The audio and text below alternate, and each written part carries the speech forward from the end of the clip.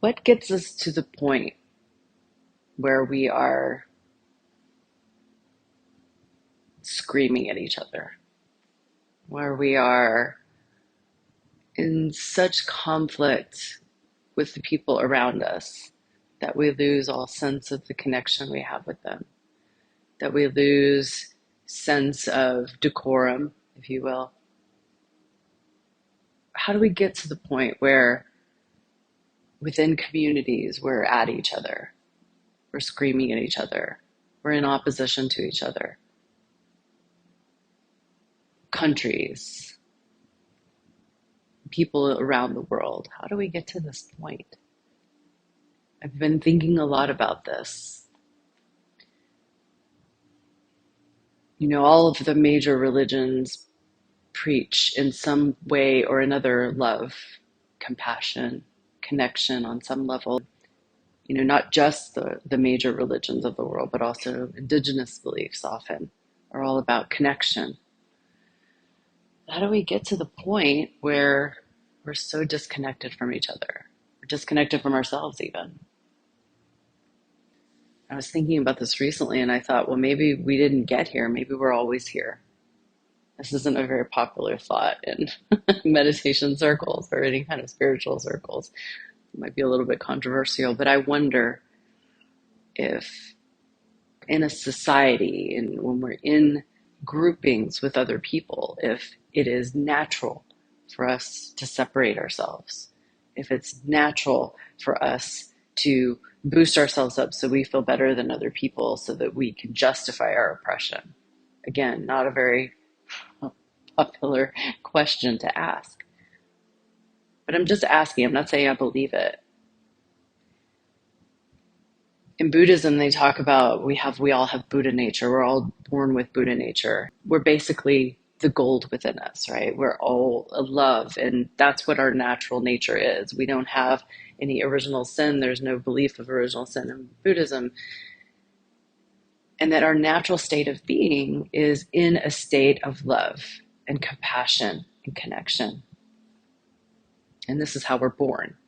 It is the conditions into which we were born that changes that we begin to develop our egos and begin to develop an opposition and begin to identify separation. And often we're taught this lack of compassion. But I wondered, so how do we get here? How do we get from that being our natural way of being, our natural state, to creating a world where we're at war with each other over things that we define as being different? And the war, can be as direct as actually this country is fighting this country, right? Or this religion is fighting this religion. It can be that big, but it can also be smaller wars, wars within our families, wars within our local community, wars within our local politics, and wars within ourselves.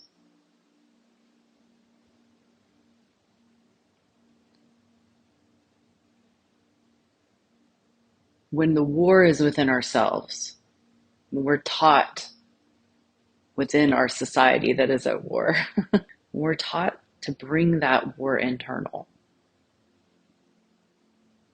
We cannot have a relationship with ourselves that is based in love and connection and compassion. And it got me thinking that maybe the reason so many of the world's religions and belief systems focus so much on love and compassion is because we need it so badly. We need leaders in our world to stand up and say, look, this belief that you're espousing is causing these actions, which are leading to this suffering among this group of people. And if we can describe it in that way, rather than saying, you are causing these problems, right, directly, changing the language of how we approach it, maybe we can start to see, oh, hold on a second, you know what? I am causing this suffering in the world. through my own actions, which are based in my beliefs, which might be based on some kind of lack of compassion within myself. So we're given these different belief systems that can turn us toward developing love and compassion and connection within ourselves and within our communities. And it's super, super valuable.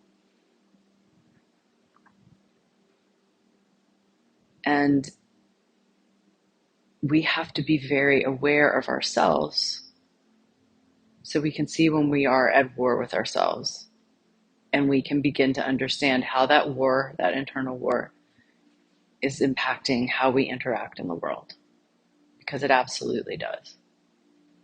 Often we feel attacked in some way, we feel disrespected in some way, we feel like somebody is insulting us in some way, and that causes us to react outwardly toward that person or toward other people. Or if we're coming out of our trauma from our past, we're anticipating the insult, the attack, before it even happens.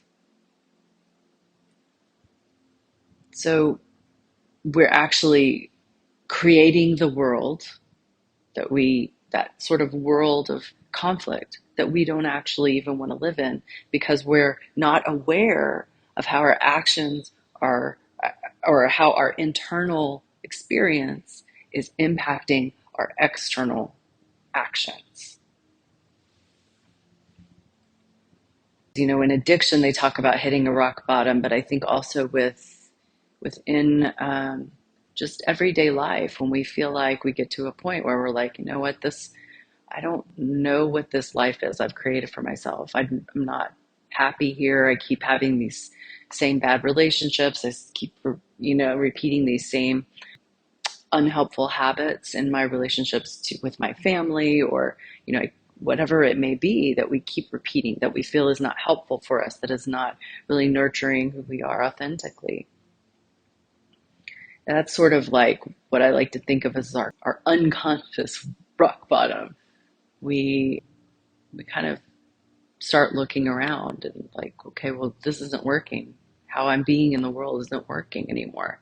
And we start looking for ways that we can change it, can bring things into our lives that will allow us to maybe change habits or act in ways that will really be healthy for us, so that we can be truly content and connected in the world. One of these ways we can do that is through self-compassion practice. And again, compassion in general, but certainly self-compassion, is not something that is often taught to us. It's not often something we're even encouraged to think about. And when we start to talk about it, it can often be something people are like, what are you talking about? Get off your high horse, or, oh, aren't we just, insinuating that you're arrogant or self-centered in some way. But self-compassion is not narcissism. Self-compassion is understanding that if we want to change the world in some way, we look at the world and think there's too much aggression, there's too much hatred, there's too much war, there's too much suffering. But what we can do is begin to understand that it all starts with us. So we turn that inward. It's a noble pursuit. And we begin to cultivate compassion within ourselves. Not only for ourselves, but in our beliefs, in our mental judgments of the outer world. Because if we're holding negative beliefs about certain groups of people, certain individuals, certain ways the world works, we hold those beliefs in our minds, we will react in the world accordingly. So when we begin to develop a compassion practice, it is a way we begin to soften our hearts toward ourselves and toward the world. And not so that we can be complicit and be supportive of those ideas that we don't agree with, or the suffering and the pain and the hurt in the world. And so we can be aware of when we're hardening ourselves, when we need to soften. The world has enough hardness in it. And just by virtue of you guys being here tells me, it tells you that you're open to another way, right? People who want to continue division in society, division within their life, and conflict and those kinds of things, they aren't introspective people, right? They are people who are willing to sit in meditation and listen to talks about how we can bring compassion into the world and bring love into the world. And so it all starts with ourselves. It all starts with what we're willing to open ourselves to. And it requires us to be able to face the ugly things within ourselves. We cannot make any progress in the world until we're able to face the ugliness in ourselves and not judge ourselves for it, not beat ourselves up for it, right? Because that's often what we do. We're like, oh my God, I'm a horrible person. No, you're not. You weren't born that way. You were taught those things. And if you were taught those things, you can unteach yourself those things. So we're coming back to that, the Buddha nature, the soul, the God spirit within each of us, whatever language works for you, through a compassion practice, through understanding that the world has enough hatred, has enough conflict, has enough aggression, that there are people in the world who want to wake up to that and they want to stop putting that out in the world. That doesn't mean that we are going to stop feeling aggression, that we are going to stop feeling, some sense of disconnection, that we are going to stop feeling that conditioned bias or hatred that we've been given our whole lives. But what it means is that we begin to become conscious of it so we don't act on it. And it creates a tension within us that we have to become comfortable with. And the more comfortable we can become with it, the more we can work with it, and the less it becomes. But it's all a practice.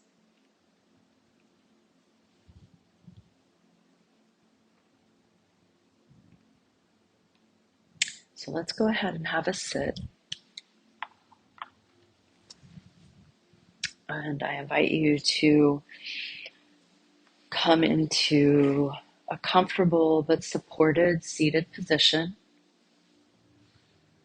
with your back upright and straight, your hands at ease on your lap, folded in front of you.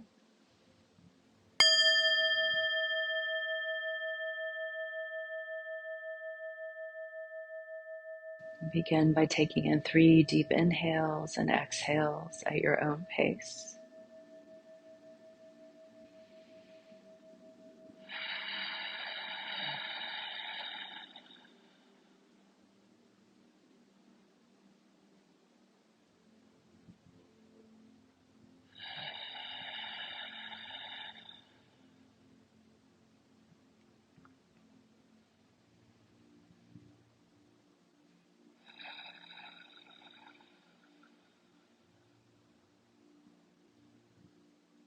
And just allow your breath to come into its natural rhythm.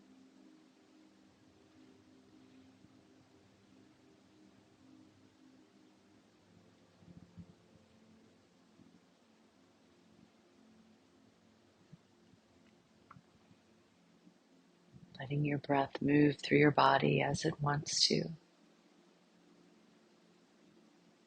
without controlling it,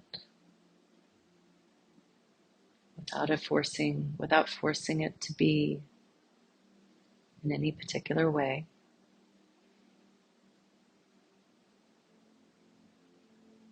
Just Just noticing what it's like right now in this moment to be in this body.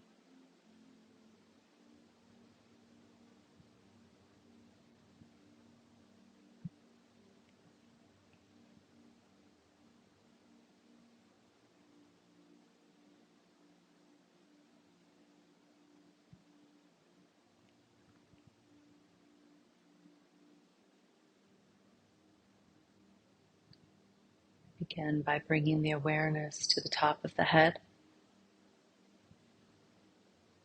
Just allowing the awareness to notice any sensations in the top of the head.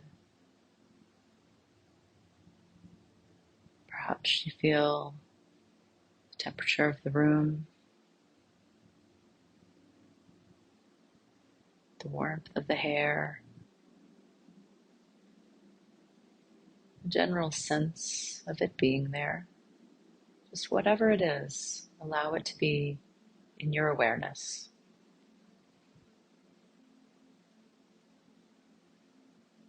We'll begin slowly to scan over our foreheads,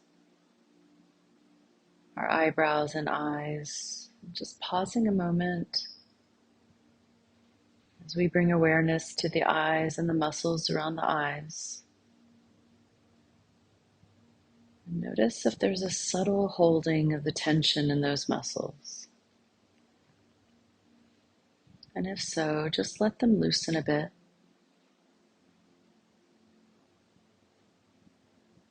And continuing down the face, the nose, coming to the mouth and the jaw, and again pausing just a moment to notice if you're holding any excess tension in the jaw, clenching, tensing. And if so, allow it to loosen.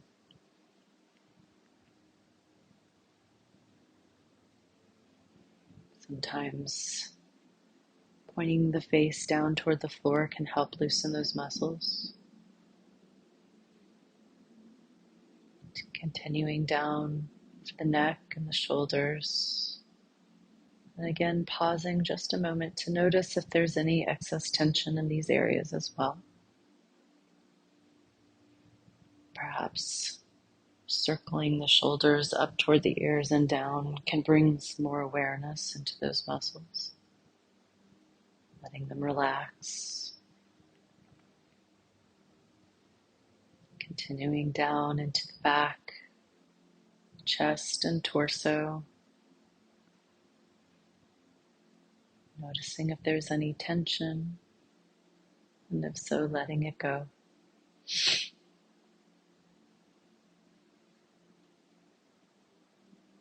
Continuing the awareness down into the belly and the hips.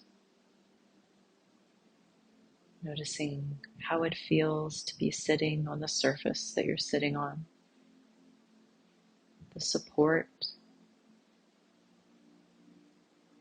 the temperature, the feelings. And continuing down into your hips, your legs, your knees, down into your calves,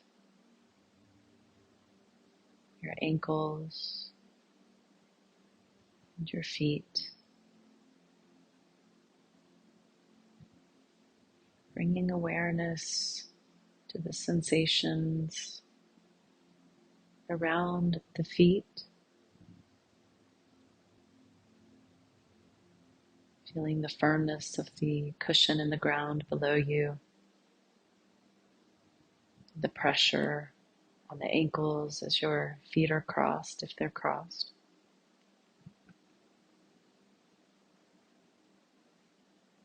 Just allowing your awareness to rest here in the area of your feet and ankles. Noticing how it feels right now in this moment.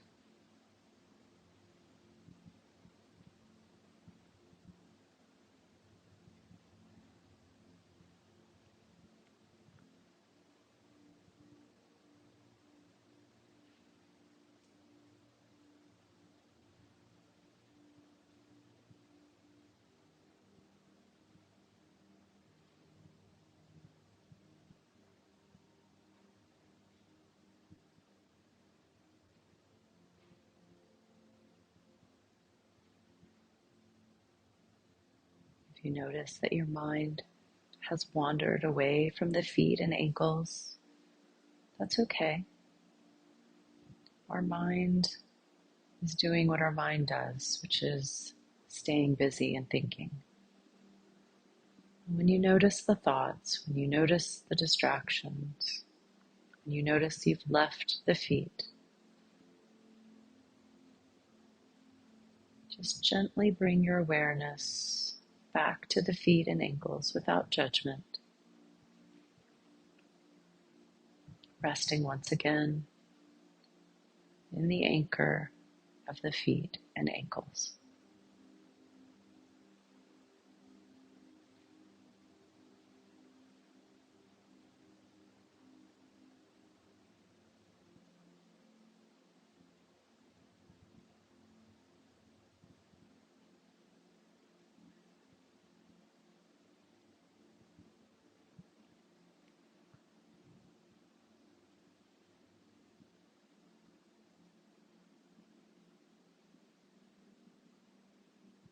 As we hold,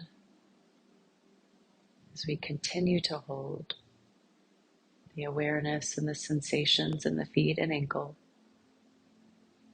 we'll gradually begin to widen our sphere of awareness to include other parts of the body. So beginning with the feet, slowly, sort of like a bubble, begin to expand to include the sensations in the calves,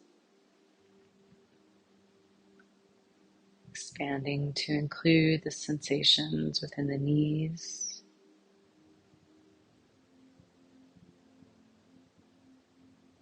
expanding to include sensations in the tops of the legs and perhaps the feeling of the hands on the legs.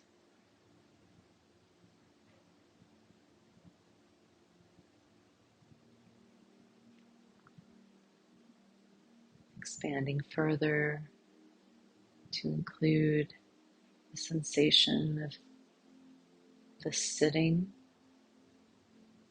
the cushion below your seat.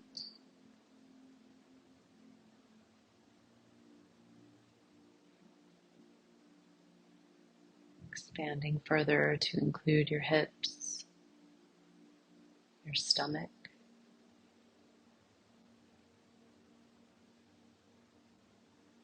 Just pausing for a moment to notice the sphere of awareness, including all of the sensations in the bottom half of your body.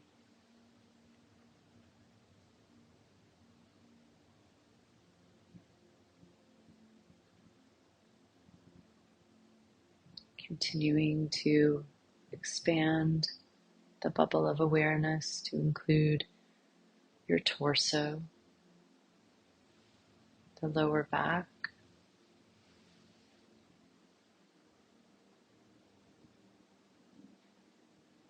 expanding further to include your middle and upper back, shoulders, and your chest.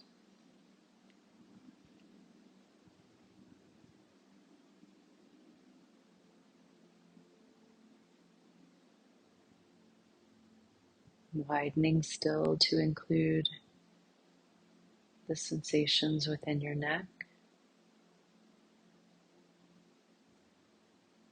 the tops of your shoulders,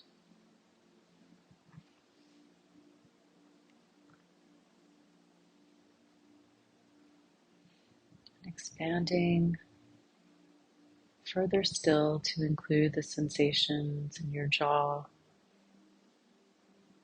your nose, your eyes, and the totality of your head.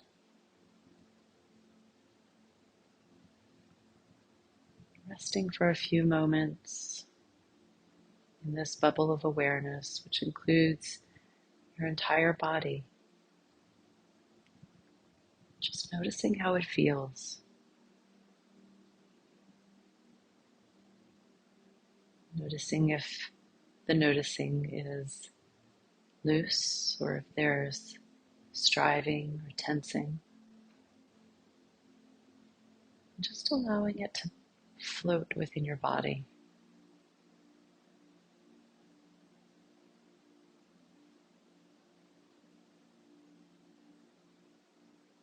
Just noticing the experience of being present in your body in this moment right now.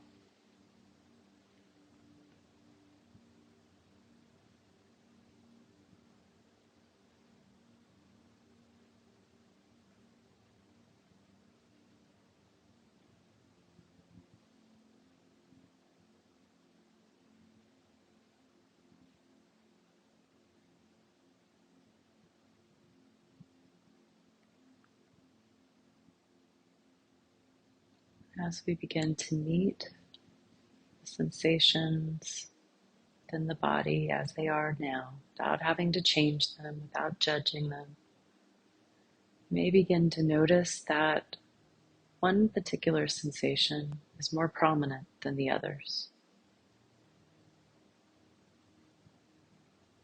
And if so, allow your awareness to rest fully in this sensation.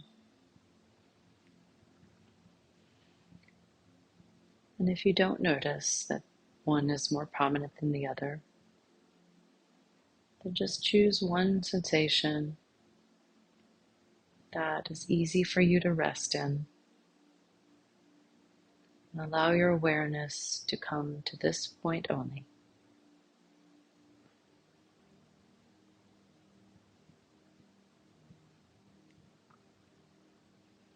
This is a conscious cultivation of an anchor within the body that we can always return to, no matter the situation, no matter our location, no matter what we're doing. Our body always exists in the present moment. We can always come back to a sensation within the body.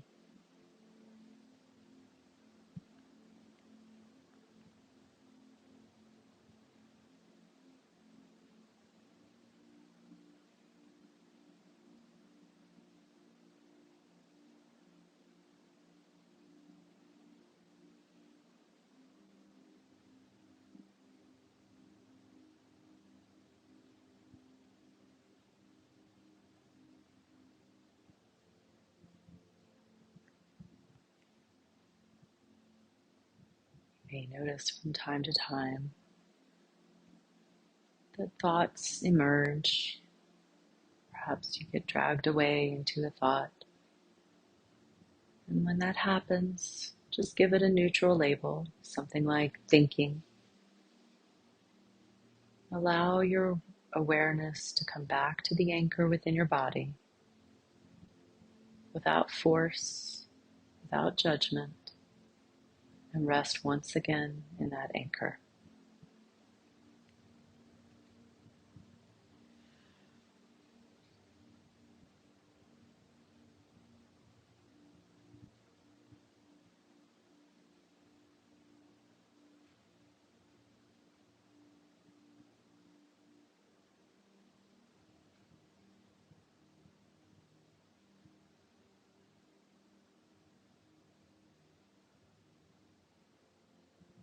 Likewise, if you begin to notice judgments, shoulds, anything in that vein, just notice it has come up. Give it a neutral label. And slowly, gently bring your awareness back to the anchor in your body.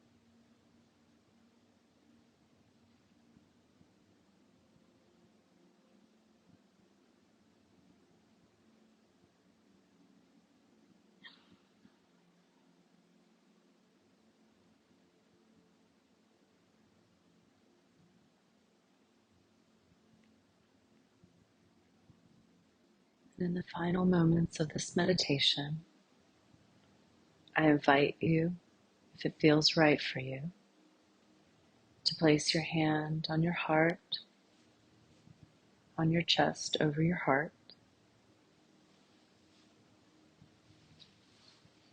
Take one deep inhale and exhale. And notice the tenderness of this gesture. Notice the heat shared between your hand and your body. Feel the support of your body under your hand. And offer yourself gratitude. Gratitude for making yourself a priority this morning, for clearing space in your day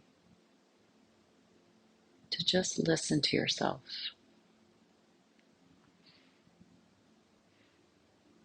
to give yourself attention and awareness.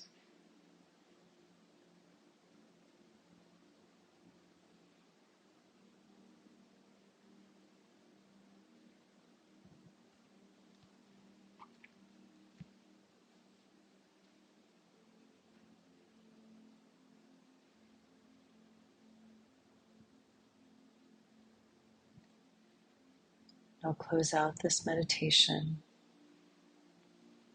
with this poem by Rosemary Wahtola Trimmer called With Astonishing Tenderness. When you wake in the middle of the night with the certainty you've done it all wrong, when you wake and see clearly all the places you failed in the moment, when dreams will not return, this is the chance for your softest voice, the one you reserve for those you love most, to say to you quietly, "Oh, sweetheart, this is not yet the end of the story." Sleep will not come, but somehow, in that wide-awake moment, there is peace. The kind of peace that does not need everything to be right before it arrives. The peace that comes from not fighting what is real. The peace that rises in the dark on its sure dark wings to meet you exactly as you are.